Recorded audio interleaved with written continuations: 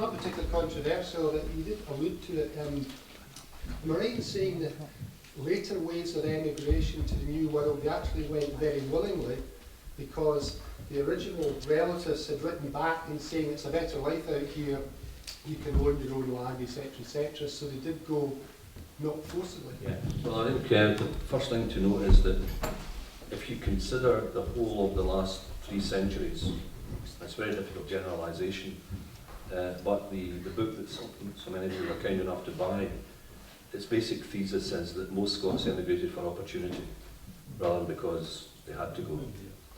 And the other thing to remember is that after the census of 1861, which is at the tail end of the famine period in the Highlands, after that census, only a maximum of 1 in 17 who left Scotia were from the Highlands.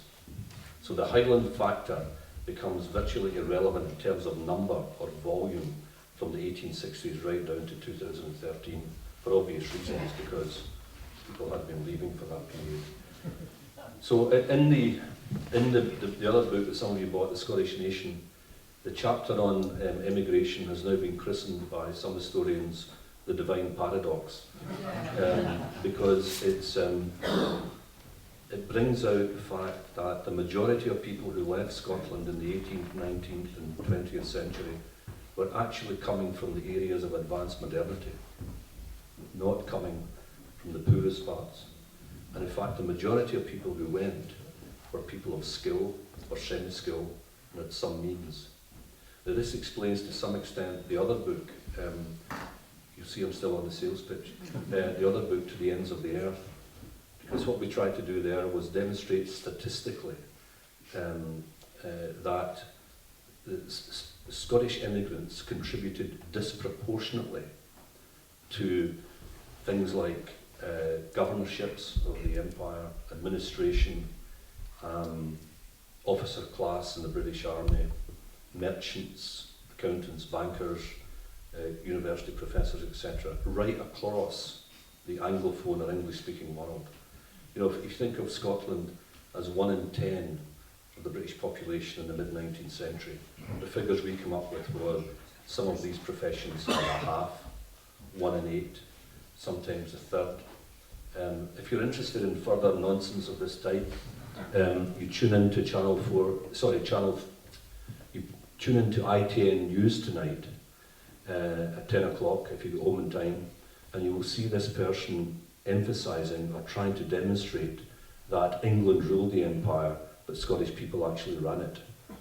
And I used as part of my evidence the Star Trek, where on the bridge of the Starship Enterprise there are several Americans, a Russian and a Japanese person, and a Scottish engineer called Scotty, who's actually an Irish Canadian who speaks in a peculiar accent.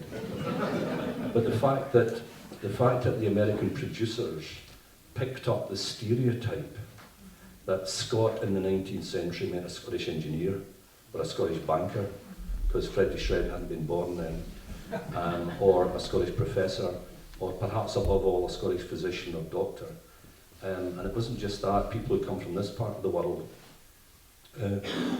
huge reputations in the area of farming, of advanced agronomy. I've seen advertisements in New Zealand, the New Zealand and Australian press, and in the Deep South press in the USA, specifically asking for what they call Scottish agriculturalists, because they knew that, to quote Neil Asherson in Stone Voices, this is a country where, even in the fertile parts, the soil is skin over bone. And so anything that's been done in this country, because I used to teach at Aberdeen University, we'd go up into the How of the Mearns on the way up from the south to my job up there, and the fields look, as they do in this part of the world as well, they look like gardens, you know, gardenly care, and that was human ingenuity. So that was the thing about Scottish agronomy. People would come from abroad to view it, on how a population had managed to devise these advanced systems of farming in a part of the world which was so challenging, climatically, of course, but also in terms of natural endowment. So basically, one of the things to leave you with is not to neglect the horrors that the Gaels went through in parts of their history in the 18th and 19th century. But we cannot see Scottish immigration, which had a longevity from the 13th century down to the 1990s. It's only in the last 10 to 15 years that there's been a balance in favour of in-migration into this country. That's why we have a centre in the University of Edinburgh called the Scottish Centre for Diaspora Studies, because Scottish immigration is such a wonderful laboratory for studying international human mobility, not simply Scottish, but the very fact of it. So you ought not to see, as so many generations have seen, is to equate large-scale migration from this country with the Highland problem, because that would not be a realistic appreciation of the factual historical evidence. Jimmy Bake, have a question. Devine, I must congratulate. It's nice to see a south of Scotland or a Scottish lowland slant or emphasis we put on Scottish history, which has been too much slanted towards the north for many, many years. Yep. You touched on, just very gently touched on one of the reasons, but you didn't elaborate on it, one of the reasons for the passivity of the lowland Scots during it. You just mentioned cotton mills. Now, one of the things, my own ancestors were dispossessed in New York, they're quite glad they were there. He'd been staying up there nowadays. I mean, this is clearance by choice. Well, we could call it the Muir-Kip factor. It wasn't really because they were dispossessed. They were forced-mills, then became joint tenancies, then they became farm workers, then became coal miners, and they're down in the come-ups like the nuisance I've come along. You've just given us a micro-history of the typical Scottish family from the lowland clearances to the present day. What I wanted to say is Muir-Kip became part, and very early part of the Industrial Revolution, from 1735 with iron and ore, spade mills and things like that. But also the big mill at Catherine was built in the 1780s. The mills in Paisley were built, the mills in Kilmarnock up the valley. And I think an awful lot of the dispossessed cotters, the ones who are not working land, went straight into other work. And there are no mills in the Highlands to take these people. Well, this interesting thing is they had the same idea in the north as the landowners and other elements down here. That is to create alternatives for the people, not necessarily for reasons of benevolence, but to get a double profit, as it were. And you find attempts to create villages up there. But you see, what undercut it was the comparative disadvantage of the Highlands for industrialisation, whereas, as you say rightly, down here, this took off. But the very interesting thing is that the majority of the cotters, in terms of what we can trace, ended up in relatively small villages and small towns. They didn't always seek, if you like, alternative employment in places like Glasgow. For example, as late as the census of 1831, 2/3 of all handloom weavers in lowland Scotland lived in rural environments. Now that changed over the course of the 19th century, but there was enough, if you like, there was enough safety valves in this country, in this part of this region of Scotia. As I indicated to you, my figure for Mull, 6 reasonably successful villages, 364 towns, hamlets, small villages in this county. And a lot of them were actually established in the 1760s and 1770s as alternative sources of labour for the farms, but also for small-scale industrial enterprises. And the Laird's argument was these small urban settlements would also create local demand for foods and raw materials, ergo greater rental profit to the landowner. I think one of the things that I learned very early on as an undergraduate, people in the past were not stupid.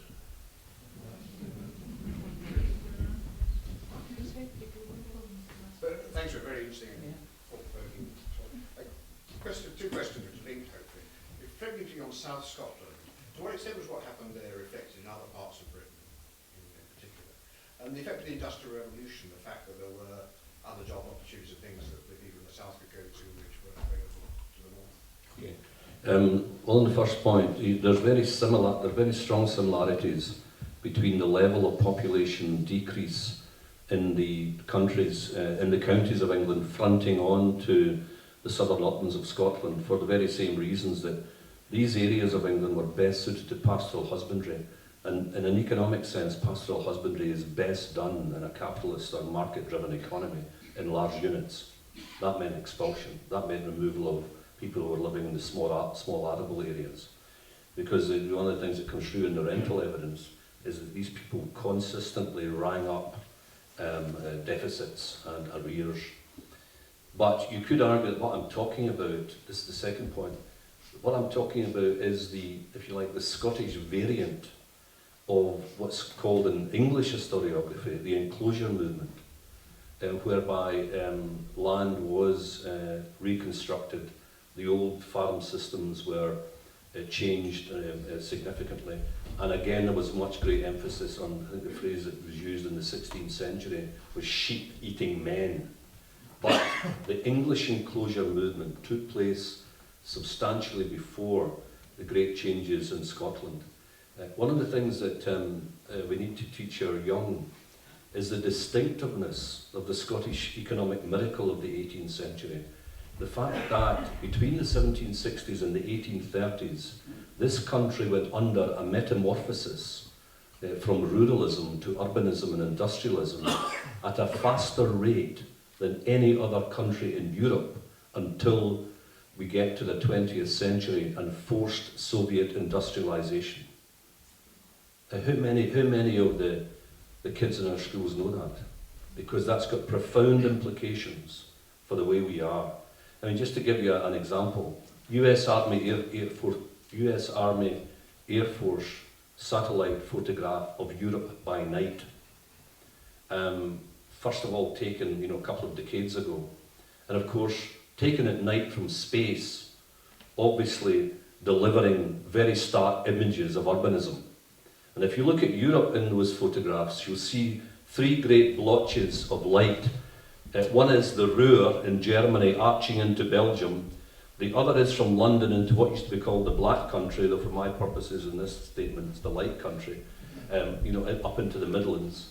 But the most extraordinary variant is what I call the demographic sandwich of Scotland. Complete darkness to the north, complete darkness in the southern uplands, and a sandwich of light from Edinburgh to Glasgow. And that is the result of the processes that I've been describing. They didn't occur naturally, because in the pre-improvement or the pre-industrialization and agricultural revolutionary period, the population was much more scattered. The challenge for modern Scotland is that a lot of the reasons why people came to live in that sandwich of light no longer exist. And that some of the enclaves, the urban enclaves, and I think maybe I could include even Muirkirk in this, no longer have the same kind of rationale as they did have. And that has caused serious and challenging social problems in modern Scotland. And perhaps if people maybe were slightly more aware of the historicity of this, how this came to be, would not only agree that history is indeed the queen of all disciplines, but it helps to explain quite a bit of the way we are today. Okay? Tom, it's very interesting the point you made about the way the Highland clearances have become part of the Scottish psyche, Yeah. and the injustice that fueled that. Yeah. I just wondered if the Gaels' tradition of songs and storytelling helped perpetuate that. Right. That's a very good and interesting question. I mean, certainly you could say it is a richer culture in terms of oral tradition, simply because illiteracy was greater in the north and west than it was in the lowlands. But let's not forget there was a very strong oral tradition in lowland Scotland as well. I mean, just leaving aside this area, you have to think of the Bothy Ballads, of the northeast lowlands of Scotland.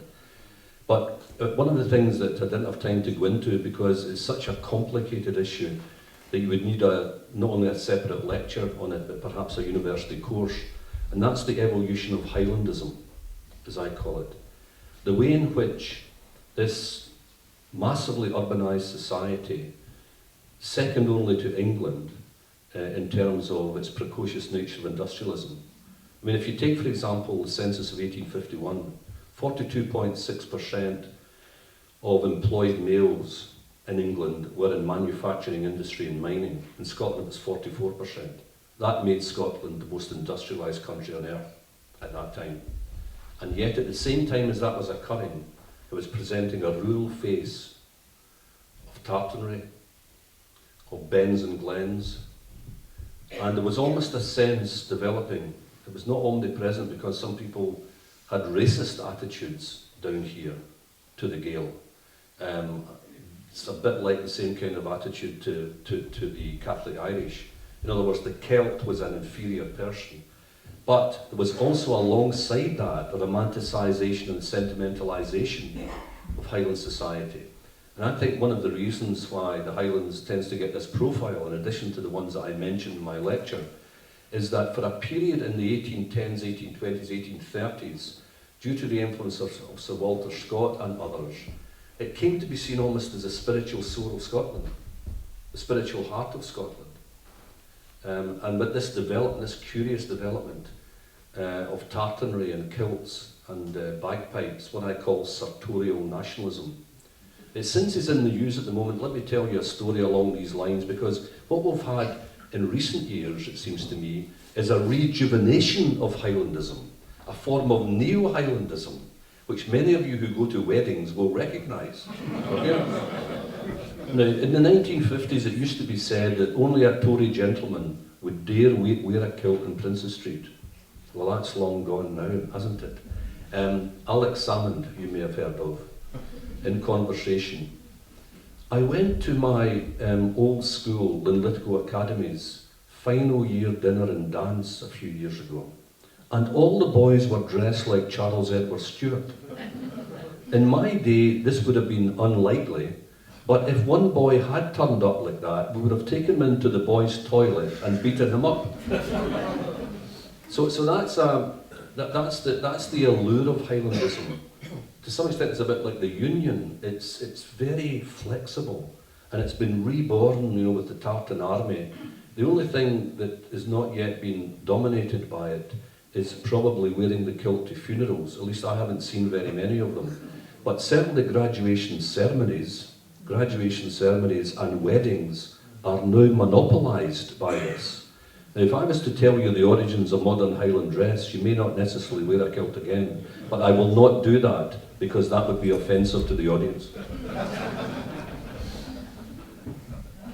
Changing the slant a little, you've mentioned twice about Scots emigrating, and you mentioned the 13th century. Was that when the Scots went to Northern Europe? Yes. You want me Would you like to elaborate? Yes, I mean, this is, again, something that's been excavated from, if you like, the amnesia of the past in recent years by scholars. The position is basically this. There was a continuous trickle of people across the border to England, right from the 13th century to the present day. But between the 13th century down to the late 17th century, the axis of Scottish emigration was to Europe. It was Scandinavian countries. Pre-Reformation, it was France. And of course, as you've just indicated, the most extraordinary migration, which reached its height in the mid-17th century, was to Poland, Lithuania. Down the great river valley of the Vistula in Central Europe, there has been detected 420 Scottish settlements. So significant was the Scottish penetration of that area that there was 12 Scottish guilds who were charged with the, if you like, the defence, because the Scottish were regarded, because of their tendency to undercut, and there's still Polish words for this in modern Polish dialect, you know. For example, if they're selling suits, they'll say cheap suits, or some of the Scotch say, suits. So, in other words, so this ethnic prejudice lives on. But in that period, they were famous for being small traders, packmen. Some of them made a lot of money. There's a lot of names changed in the mid-17th century and early 18th century, from the Scottish variant to a Policised version of that. And that's just why it's sometimes quite difficult to note the continuation of the Scottish dimension. But for reasons we don't have time to go into, when you get to the last quartile of the 17th century, we're beginning to see the change in axis. The first change is towards Ulster. The movement starts to go west. You've probably heard of the Darien disaster. Well, I think the word disaster should be put in quote marks, because obviously it was a terrible loss of life and treasure. But in one of the books that people bought, the argument is that Darien is symbolically important because it was a sign that the Scottish governing classes were determined to see the future of the nation in the transatlantic West. So although Darien it was a disaster, it was the prelude to, and certainly the prelude to some of the negative aspects of the 18th century Scottish experience, such as the wholesale penetration of the sugar islands of Jamaica, Antigua, St. Kitts, etc. If any of you own a Kingston, Jamaica telephone directory, which you probably don't, you will see that at least half the names are Scottish.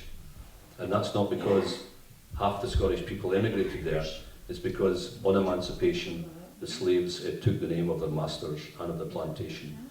There's a hell of a lot of Scottish place names in the Caribbean islands. So one of the reasons why they were so successful in this imperial area in the west is because they had cut their teeth in Europe.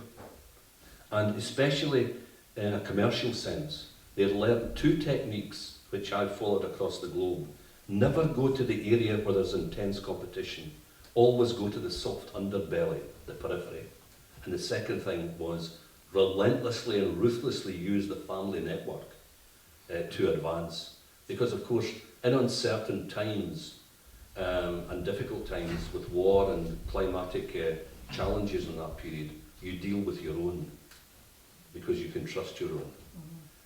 And so you see this almost a kind of job bureau, a kind of unemployment agency, but done through letters from home to abroad and back again, saying, John X seems a good lad, you know, he's done rather well at the parish school. You think he could be trusted, but we won't know for certain until he experiences Jamaica rum or other of the semi-delights of the area. So you've got this high level of educational achievement, at least relatively in Scotland, plus this family connection. Now those two techniques had been learnt in Europe. So they're transferred to the West. They're transferred to India, to Asia, and you still find these kind of techniques being utilised as late as Victorian times. It's quite extraordinary. Some of the big Malayan rubber companies, principally those that have connections with Aberdeenshire and Angus, are still using that recruitment process of the family, but not necessarily any member of the family. You have to be able. So there is a very strong link between the Northern European and the European connection in general and that dimension. And the other thing, somebody asked me about this, I think, in that interview with ITN this morning, how do you explain the Scottish Enlightenment? Well, one of the reasons for the Scottish Enlightenment is because the Scots had always been, since the 13th, 14th centuries, always been hooked in to the European intellectual movements. Unlike England, which was much more insular because a richer country, it is quite unbelievable at this stage to recognise that between its foundation in the early 12th century and the Reformation, at the great University of Paris had no less than 19 Scottish rectors, and that was the kind of umbilical cord intellectually binding Scotia to the continent, which then became one of the bases, when other conditions were right, for the greatest gift that this country has ever made to the world, namely the Scottish Enlightenment of the 18th century. Intellectual exhaustion is now beginning to sink in. Question at the back, The please. boy nearly fell off the stage. Sorry? The third boy. About emigration, and before I do, when you mentioned the sort of family links to the West Indies. The what, sorry? When you mentioned the sort of family links, Yes. recommendations, I rather thought that quite a lot of, when the elite had sent someone to the colonies, it was troublesome sons that they sent out of this country. But what I wanted to ask you was, have you come across in your researches any emigration societies, particularly in the lowlands,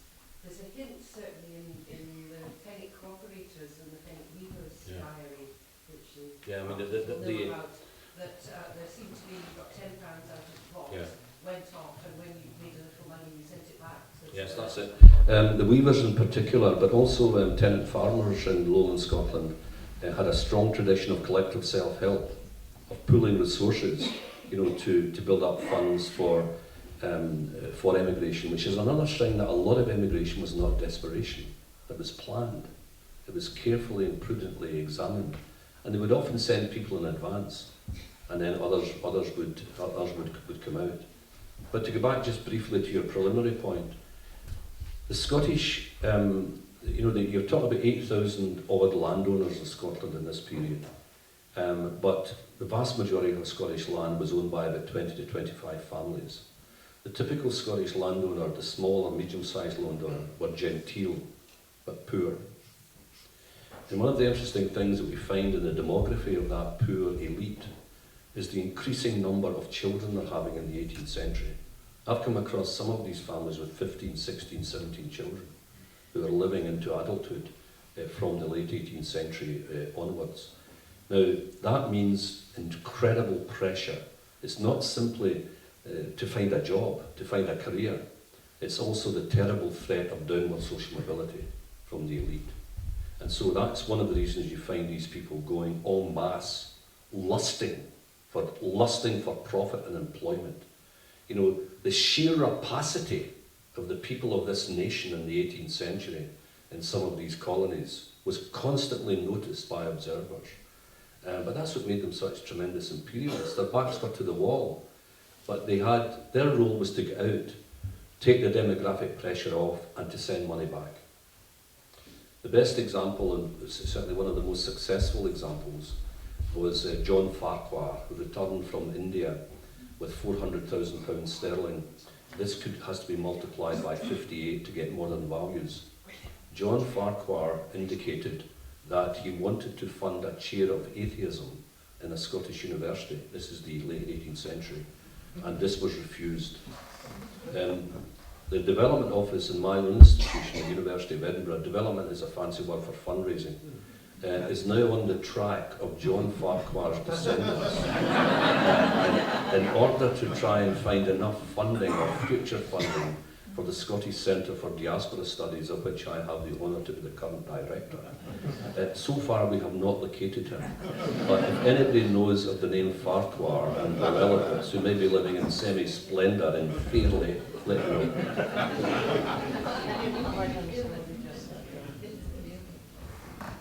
I have a recollection as a pupil in Cumnock Academy, about 1969. A notable school. A notable school, looking at a large-scale map of Australia, and been very taken with the fact that in northern New South Wales, the following towns I could see were Ayr, Ardrossan, Lisgill, Mauchline. You talked earlier in immigration 1830s, 1840s, on a skilled class of tenant farmers. You've talked primarily about the economic reason for going, but was there also not a religious reason? Because that also coincides with the time of the disruption of the church. Well, these folk not going because they saw an opportunity to set up free Presbyterian colonies. We're only a few miles from Moncton here, and it's from that very place that Thomas Burns actually led the colony which established in Eden. Is that a factor which has got to be taken into account? Yeah, I mean, what I would say there is certainly one of the complexities of the forces, but what I would also say is that the demographic and, if you like, the economic forces, both of expulsion and attraction, were at the heart of the thing. But that doesn't necessarily mean when you move away from the mass, that is the volume of immigration, and look at individual families and individual people, then you get down to real complexity about the motivation. And the Burns example is a telling one, because here you have people who, for religious conviction, went round the world virtually twice to find a place where they could feel that they had established something. I think the settlement that they founded was not Dunedin, but it was certainly in New Zealand, which is not very far from Dunedin. But the name escapes me at the moment, but it might come back to me in a few seconds. If it does, I will let you know. But nevertheless, the point you're making is correct. Once you move away from the big numbers, and you look at individual, community, family reasons for going, then of course factors like religion will be significant and influential, in the same way as a whole variety of other influences as well. There's almost a science now in migration studies of interpreting letters from out there, back there, to try and understand what the motivations are. And it's a kind of skilled historical enterprise to actually do that. But my interest, especially when I'm talking in a broad brush way as I am today, is with what I would call the macro, or the bigger picture, not the specific picture. And that's why I've been talking in these kind of volume terms. Apart from anything else, for some reason, I find that intellectually more interesting. And this is a horrible confession, more interesting than talking about the actual individual motivation. I was taught by people at the University of Strathclyde, some of whom used to boast about never mentioning a human being during the course of their lectures. So you'll see the result of it now.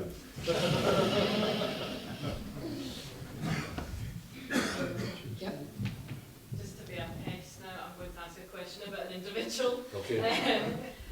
Well, you'd probably say arguably Scotland's most famous farmer is Robert Burns, around Robert Burns' country here. Would you say that he is actually, is he a good example of what you've been talking about, Yeah. the displacement of people in the 18th Yeah, because century? the great thing about Burns is he lived through exactly this period, and because of his charisma and his role in Scottish culture, then a lot of the historians are not necessarily interested in his literary output, are able to learn an awful lot about the farming regime of this part of the world, simply because other scholars who are more interested in Burns' life and his literary product have actually provided a lot of evidence on that. And of course, the other thing is Burns is also very significant in terms of the imperial project, because as many of you will know, he was literally days from going to Port Antonio in Jamaica to become a bookkeeper. Now, a bookkeeper was a euphemism. I won't say anything more than that, okay? It's a euphemism for something else in the slave gangs of that part of the world. And the success of his Kilmarnock edition, it meant that financially he didn't necessarily have to go. But this is one of the difficulties, because I'm currently looking at slavery and amnesia at the moment as part of my own research activities. This is one of the great difficulties. If you've got a man like Burns with the ethic that he propounded in his poetry, and he's prepared to go to that part of the world, and remember Caribbean slavery, the death rates were immensely higher than American slavery. In the first instance, right through to the 1770s, the masters tended to favour what were called saltwater blacks, that is straight from Africa. It was only latterly they decided they could breed their own and allow the new generations to grow. And many of the young men who went out there, and they usually go out about 15, 16, 17, many of them had been educated at Scottish universities, where they had been taught by people like Professor James Beattie, who was completely opposed to slavery, Adam Smith, who regarded it as uneconomic, but yet they still went. So I think there was simply a pressing economic incentive for that to happen. And so Burns is iconographic in two ways, at least to the historian. First of all, his way of life in agricultural late 18th century Ayrshire, and secondly, the fact that he represents that outward pull from abroad into employments which I think our modern morality, and we can't judge the past, of course, by that, but our modern morality would think that's not really an acceptable form of activity. So that would be my take on, leaving aside his literary excellence, that would be my take on Burns as somebody who's a kind of portal into history as well as literature. Sorry, can I ask a follow-up question? Yeah. So him moving from farm to farm, to Ellerslie, to wherever, do you think that is a take new tenancies all the time as Yeah. we're trying to... Absolutely. And the other thing is, it's quite obvious that some of the tenancies he was involved in, not necessarily all of them, you know, was very poor return.